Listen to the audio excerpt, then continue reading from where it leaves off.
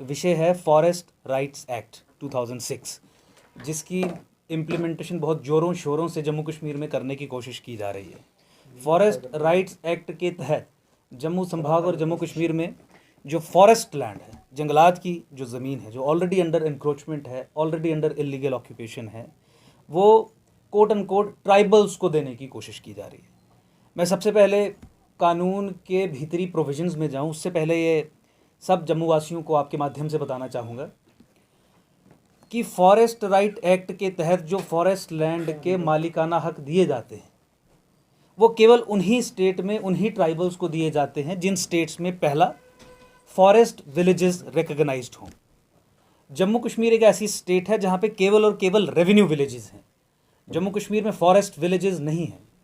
और दूसरा, उन ट्राइबल्स को दिए जाते हैं जो कई दशकों से, कई समय से उस पर्टिकुलर एरिया में सेटल्ड कल्टीवेशन कर रहे होते हैं, यानी उनकी परमानेंट सेटलमेंट वहाँ पे होती है, किसी पट्टे के तहत या किसी परमिशन के तहत वो वहाँ पे रह रहे होते हैं और वहाँ पे एग्रीकल्चर करके, कल्टीवेशन करके अपना जीवन यापन कर रहे होते हैं।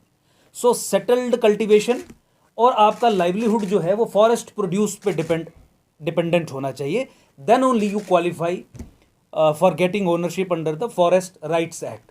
जैसे महाराष्ट्र में, हिमाचल प्रदेश में, छत्तीसगढ़ में हमारे गोंड्स हैं, भील्स हैं, बहुत सारे ट्राइबल्स हैं जिन्हें कोट एंड कोट आदिवासी की भी संज्ञा दी जाती है, जो वहाँ के जंगलों में सदियों से रह के उसी की प्रोड्यूस पे डिपेंडेंट है, खाने के लिए, पीने के लिए, रहने के लिए, सब एक्टिविटीज़ करने के लिए उनके राइट्स रिकग्नाइज होते हैं। अब आइए आप जम्मू कश्मीर में। जम्मू कश्मीर में केवल और केवल रेवेन्यू विलेजेस रिकॉर्डेड हैं। जम्मू कश्मीर में कभी भी सरकार ने पट्टे के तहत या किसी परमिशन के तहत किसी को भी फॉरेस्ट की ज़मीन के मालिकाना हक नहीं दिए।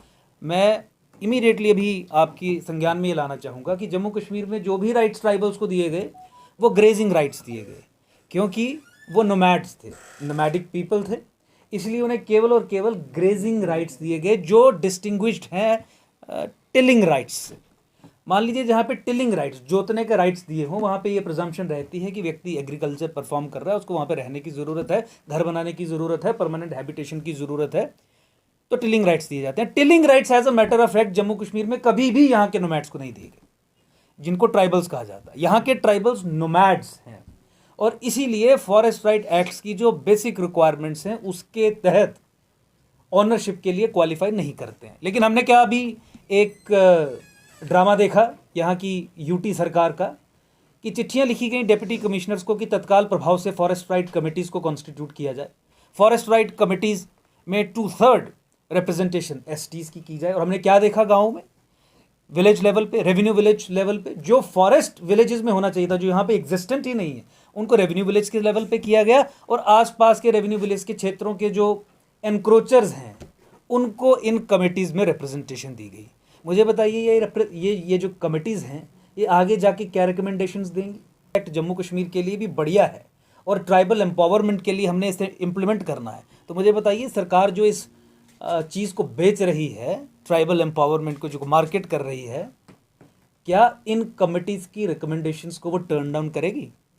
सरकार ने जब इतना माइंड अपना अप्लाई नहीं किया कि किस परिप्रेक्ष्य में फॉरेस्ट राइट एक्ट किसी स्टेट में अप्लाई होता है, ऑनरशिप दी जाती है, तो क्या ऑनरशिप देने के लिए जो स्पेशल कमिटीज़ कंस्टिट्यूट की जा रही हैं जिसमें 2/3 रिप्रेजेंटेशन ही एसटीज़ की है, जो अपने फेवर में ही डिसीजंस लेंगे, क्या उसकी रिकमेंडेशंस को टर्न डाउन कर पाएगी? वोट बैंक और अपीजमेंट की पॉलिसी के चलते जम्मू की डेमोग्राफी के ऊपर एक और बड़ा ये असॉल्ट है। और मैं आपके माध्यम से आज पूरे जम्मू कश्मीर के निवासियों को, खासकर जम्मू संभाग के निवासियों को ये बताना चाहूँगा कि जो महबूबा मुफ्ती 14 फरवरी 2018 के ऑर्डर से अचीव नहीं कर पाई, आज वो भाजपा फॉरेस्ट राइट एक्ट को यहाँ पे एक्सटेंड करके और उसके तहत जंगलों के मालिकाना हक एक कम्युनिटी विशेष के नाम पे दे के और इलीगल तरीके से उसे अचीव करने का प्रयास कर रही है। 14 फरवरी 2018 का ऑर्डर आप सब लोग जानते हैं। लीगल इम्यूनिटी दी गई थी एक धर्म विशेष के लोगों को, खासकर मुसलमानों को, कि आप जम्मू संभाग में जंगलात की ज़मीन हो, फॉरेस्ट की ज़मीन हो, स्टेट लैंड हो, रिवर बेड्स हो, आप उसे एनक्रोच कर सकते हैं। डीसीज और एसएसपी को निर्देश दे दिए गए थे कि आप इनके खिलाफ कोई कार्रवाई नहीं करेंगे। किसी कोर्ट से अगर ऑर्डर आएगा इन्हें बाहर निकालने का, तो आप पुलिस असिस्टेंस प्रोवाइड नहीं करेंगे ऐसी कोई भी एविक्शन एक्टिविटी को कैरी आउट करने के लिए। उस 14 फरवरी 2018 के ऑर्डर को पहली बार एकजुट जम्मू के माध्यम से मैंने स्वयं पब्लिक डोमेन में लाया और उस क्लासिफाइड डॉक्यूमेंट की धज्जियां उठाई और उस प्रोसेस को रुकवाया। आज उसी प्रोसेस को, जिसको हमने कई वर्ष पहले रुकवाया था, यहाँ की भाजपा सरकार और भाजपा अपॉइंटेड एलजी एडमिनिस्ट्रेशन उस प्रोसेस को उसके लॉजिकल और आगे के कंक्लूजन तक लेके जा रही है। हम रोशनी एक्ट के खिलाफ लड़े, जिससे जम्मू की डेमोग्राफी को चेंज करने का प्रयास किया गया। हम 14 फरवरी 2018 के ऑर्डर के खिलाफ लड़े, जिससे जम्मू संभाग की डेमोग्राफी को काफ़ी हद तक चेंज कर दिया गया। रोहिंग्याज और बांग्लादेशीज की सेटलमेंट्स के खिलाफ लड़े, जिससे जम्मू की डेमोग्राफी को चेंज करने के लिए और इसे हिंदू माइनॉरिटी क्षेत्र बनाने के लिए प्रयास किए गए। हम हमारी रिवर बेड्स पे हुई इंक्रोचमेंट्स के खिलाफ लड़े, हम हमारे जंगलात की ज़मीनों पे हुई इंक्रोचमेंट्स के खिलाफ लड़े। और आज आपने एक कानून लाया, जिस कानून के तहत जम्मू कश्मीर के ट्राइबल्स ऐतिहासिक कारणों के कारण, फॉर हिस्टोरिकल रीजन, क्वालिफाई नहीं करते और आप उन्हें एनक्रोच्ड फॉरेस्ट लैंड्स ओनरशिप में देंगे और जम्मू की डेमोग्राफी की जो चेंज की जो रफ्तार है उसमें बढ़ोतरी करवाएंगे। क्या ये जम्मू के लोगों के खिलाफ एक ट्रीजन का एक्ट नहीं है या इस सरकार का? क्या ये नेशनल इंटरेस्ट को कॉम्प्रोमाइज करने वाली सिचुएशन नहीं है?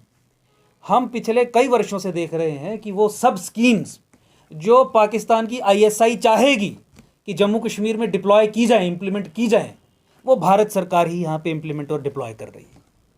यानी भारत सरकार ही आईएसआई का काम जम्मू कश्मीर में कर रही है, जम्मू कश्मीर को ना केवल कमज़ोर बना के, बल्कि इसे एक ऐसा क्षेत्र बना के जहाँ पे माइनॉरिटीज़, नॉन मुस्लिम्स, उनका जीना दूभर हो जाए। तो मैं आपके माध्यम से फॉरेस्ट राइट एक्ट की इम्प्लीमेंटेशन की मुखालफत करता हूँ। ये बताना चाहता हूँ सरकार को कि एकजुट जम्मू इस इलीगल इम्प्लीमेंटेशन के खिलाफ है।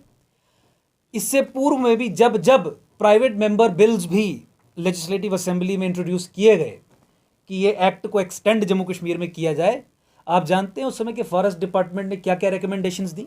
इस सरकार ने इस कानून को नोटिफाई करने से पहले क्या उन रिकमेंडेशंस को नहीं पढ़ा? उन रिकमेंडेशंस में क्या क्या तथ्य सामने लाए गए हैं, क्या उन्होंने नहीं पढ़ा? यहाँ के ट्राइबल्स एग्रीकल्चरल लैंड्स ओन करते हैं, टाउन्स में, विलेजेस में, स्टोन क्रशर्स हैं, बिजनेसेस हैं, ट्रांसपोर्ट में बिजनेसेस हैं। आप उन्हें कंपेयर कर रहे हैं छत्तीसगढ़, महाराष्ट्र, हिमाचल के उन ट्राइबल्स के साथ जिन्होंने दुनिया ही नहीं देखी और जिनकी प्रोटेक्शन के लिए कॉन्स्टिट्यूशनल प्रोविजंस हैं। और आप जम्मू की पिक्यूलियर डेमोग्राफिक चेंज के प्रोसेस को कंडोन करते हुए, ओवरलुक करते हुए, एक ओवर सिंपलिस्टिक व्यू, केवल वोट बैंक पॉलिटिक्स और अपीजमेंट के चलते, उसे आपने यहाँ पे फॉरेस्ट राइट एक्ट की इम्प्लीमेंटेशन के रूप में यहाँ पे डिप्लॉय कर दिया।